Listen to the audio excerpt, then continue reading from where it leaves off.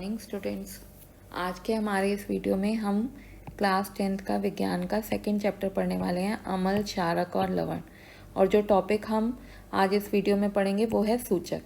जैसा कि आप जानते ही हैं कि 100 से भी ज़्यादा तत्व हैं और ये सब आपस में मिलकर बहुत सारे यौगिक बनाते हैं। इन यौगिकों को उनके रासायनिक गुणधर्मों के आधार पर हमने वर्गीकृत किया है 3 वर्गों में, जो कि हैं अम्ल, क्षारक और लवण।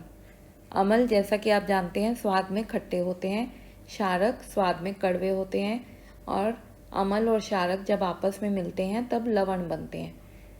तो अम्ल, क्षारक और लवण ये तीनों ही रसायन हैं। इनको चखकर इनका स्वाद देखना और फिर पता लगाना कि कोई पदार्थ अम्लीय है या क्षारकीय, ये बहुत खतरनाक भी हो सकता है।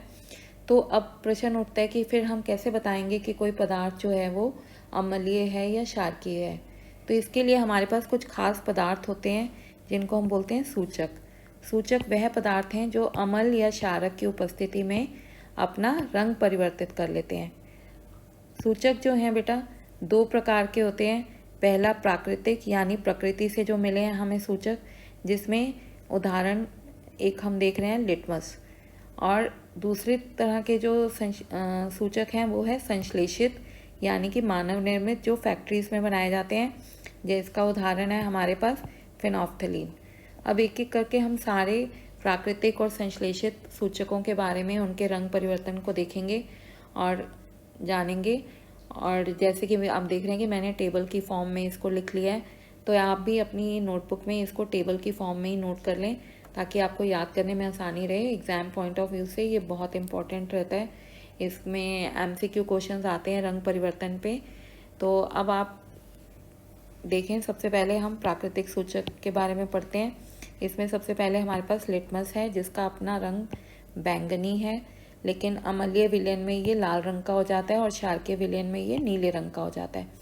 इसको हम एक उदाहरण द्वारा समझते हैं। जैसे आपके पास 2 टेस्ट ट्यूब हैं, एक में हाइड्रोक्लोरिक अम्ल है और दूसरे में सोडियम हाइड्रोक्साइड का विलयन है।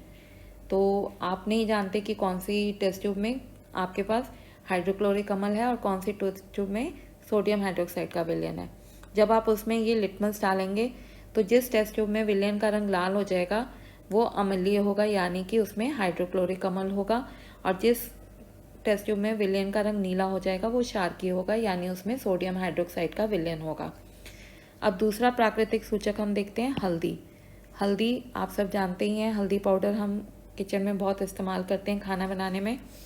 इसका रंग होता है पीला और अम्लीय विलयन में इसका रंग पीला ही रहता है, लेकिन क्षारकीय विलयन में इसका रंग भूरा लाल हो जाता है।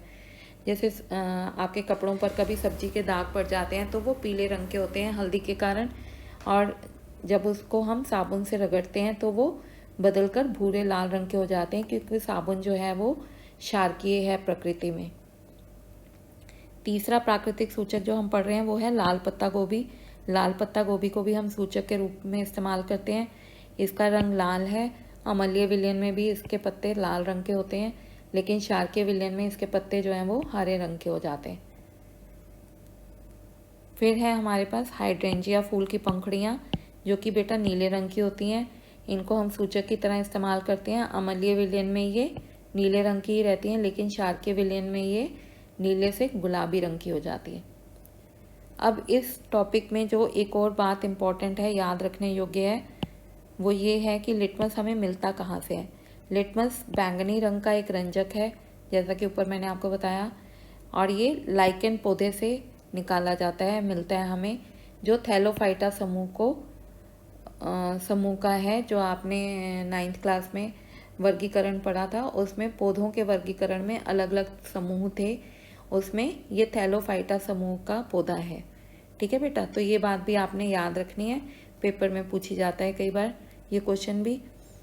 अब अगला है संश्लेषित सूचक। संश्लेषित सूचक में हमारे पास है सबसे पहले फेनोल्फ्थलीन। फेनोल्फ्थलीन जो होता है ये रंगहीन होता है, मतलब इसका कोई रंग नहीं होता, और जैसे पानी होता है रंगहीन, वैसे ही रंगहीन होता है ये।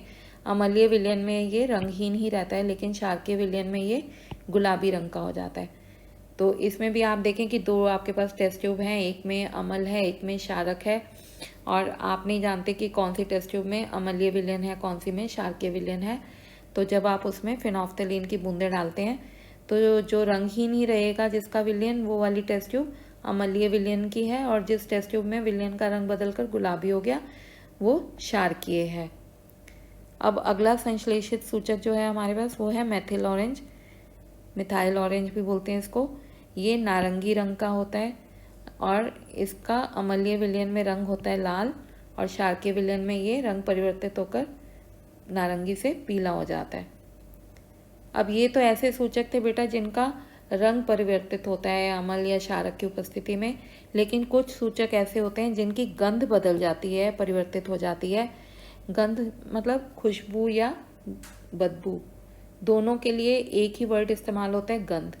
तो ऐसे पदार्थ जिनकी गंध अम्लीय या क्षारकीय माध्यम में बदल जाती है वो उनको बोलते हैं गंधीय सूचक। तो हमारे पास 3 गंधीय सूचक के उदाहरण हैं। सबसे पहला है कटी हुई प्याज का रस। कटी हुई प्याज में से आप देखते हैं एक अलग तरह की गंध आती है, तीखी सी। ये गंध अम्लीय विलयन में जब इसको डाला जाता है प्याज के रस को तो बनी रहती है, लेकिन जब उसको क्षारकीय विलयन में डालते हैं तो ये गंध जो है प्याज की ये समाप्त हो जाती है। दूसरा गंधीय सूचक है हमारे पास vanilla essence. Vanilla ice cream, vanilla cake, pastries बच्चे बहुत लाइक करते हैं, खाते हैं। तो ये वेनिला एसेंस की बहुत अच्छी सी खुशबू रहती है। इसकी जो गंध है ये अम्लीय विलयन में तो बनी रहती है, लेकिन जब हम इसको क्षारकीय विलयन में डालते हैं वेनिला एसेंस को तो उसकी जो गंध है वो समाप्त हो जाती है। अब तीसरा जो हमारे पास गंधीय सूचक है वो है लौंग का तेल।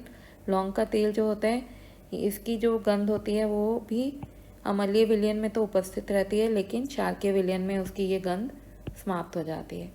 तो आई होप आपको ये टॉपिक बहुत अच्छे से समझ आ गया होगा।